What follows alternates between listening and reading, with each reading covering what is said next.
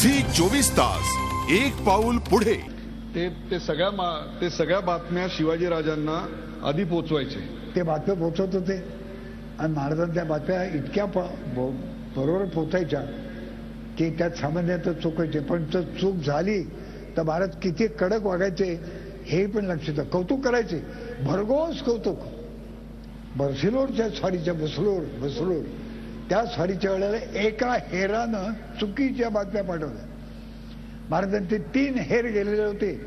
दोघांच्या बातम्या बरोबर आल्या, महाराजांचं काम बरोबर झालं. पण एकाच्या बातम्या चुकल्या. शिवाजी महाराजांनी मुडकं उडवलंय त्याचं. दयाबाई पण नाही, म्हणजे कौतुकही आहे पण दयाबाई पण नाही. म्हणजे बाबासाहेब, हेर खात्यांनी बातमी वेळेवर दिली नाही अशी तुरळक घटना आहे ही. हो, हे एकच मिळाले. पण हा प्रश्न अशा करता आहे की एखादं राष्ट्र जर सुरक्षित राहायचं असेल तर तिथल्या हेर खात्याला काम करावं लागतं. शहरात घातपात व्हायचा असेल तर बातमी आधी द्यावी लागते. हे त्या काळात होत होतं.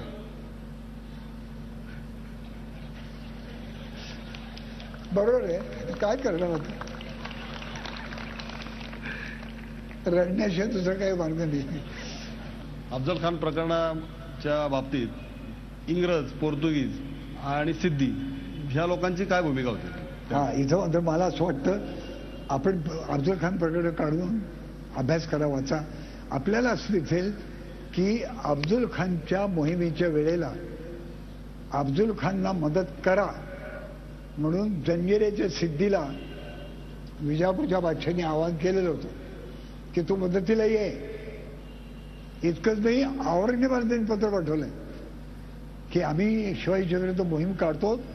शिवाजी हा तुमचाही शत्रू आहे, आमचाही शत्रू आहे, तर तुम्ही आम्हाला मदत करा. पोर्चुगीजांनाही पण त्यांनी आवाहन केलं होतं की तुम्ही कोकणात उठाव करा आणि शिवाजीच्या ताब्यात असलेलं दक्षिण कोकण म्हणजे सध्याचं सिंधुदुर्ग वगैरे तो तुम्ही हल्ला करा, काबीज करा. यातलं नावं घेतलं, यातला एकही जण अफजल खानच्या मदतीला आला नाही. याच ब्रिटिशांचं, याच पोर्तुगीजांचं स्वतःचं एक आरमार होतं, तसंच ते महाराजांचंही होतं. याची तुलना आपण कशी कराल?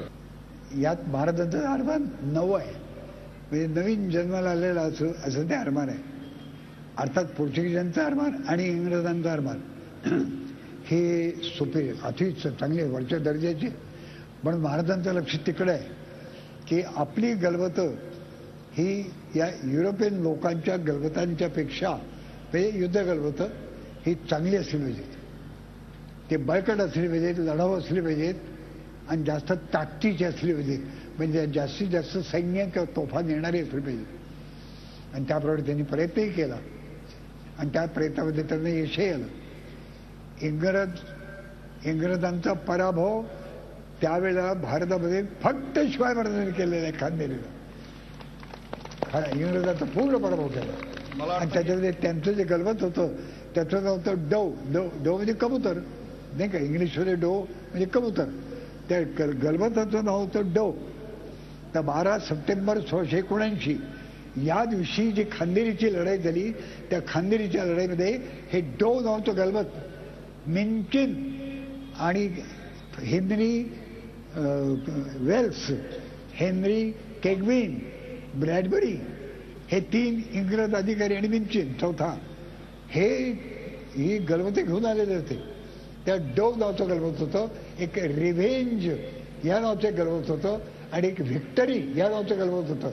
आणखीन एक गलबत होतं मटिनटॉप राजापूर असं त्या गलबताचं नाव आहे. तर ही गलबतं महाराजांच्या विरुद्ध आलेली होती इंग्रजांची. पण त्यातलं डो हे गलबत शिवाजी महाराजांच्या साध्या कोकणातले लोक असतात ना, शेतात काम करणारे, त्यांना आपण कित्येकदा कोकणी किंवा बालू म्हणतो, या लोकांनी ते गलबत जिंकलंय.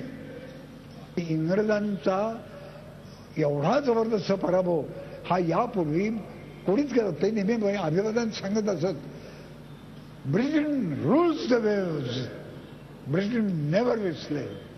ब्रिटन कधी कोणाचा गुलाम होणार नाही.